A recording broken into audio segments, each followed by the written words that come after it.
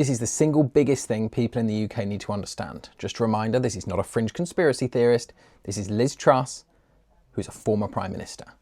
We have a much more serious problem than just which politicians are in office, because they are not in power. That's the fundamental problem. She has more to say and I'll play it in a second, but I just really want this to sink in for people.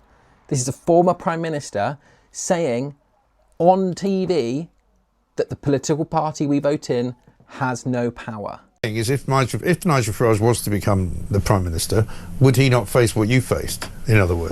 Well, if anyone who becomes Prime Minister in 2029 who does not get rid of the Blairite state, so doesn't repeal things like the Constitutional Reform Act, which created the Supreme Court, doesn't repeal the Bank of England Act, they will be in the same position I was in, yes.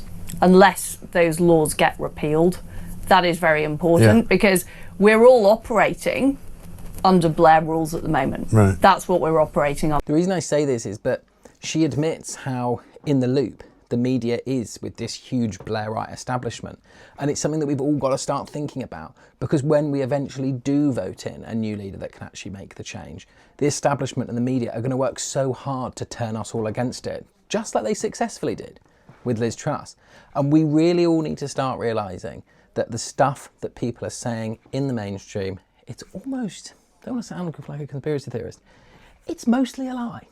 And whatever they say tends to be the opposite is true, because they're still trying to back Labour, they're backing Rachel Reeves, because that's what they want. What the government is doing at the moment is what the establishment wants. And as soon as someone like this comes along, and as soon as someone like Nigel Farage, Rupert Lowe, whoever it is, they are going to try their hardest to turn the entire community of the UK against them. I'm not involving myself in politics at the moment. I'm focusing on what needs to change about the state.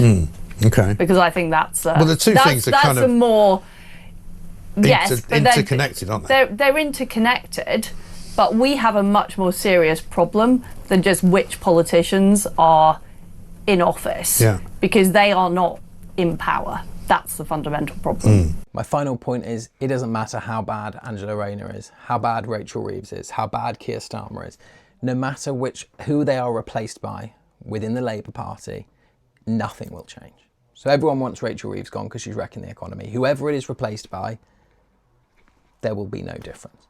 And so I don't have a solution. It's just a waiting game until 2029 at this point.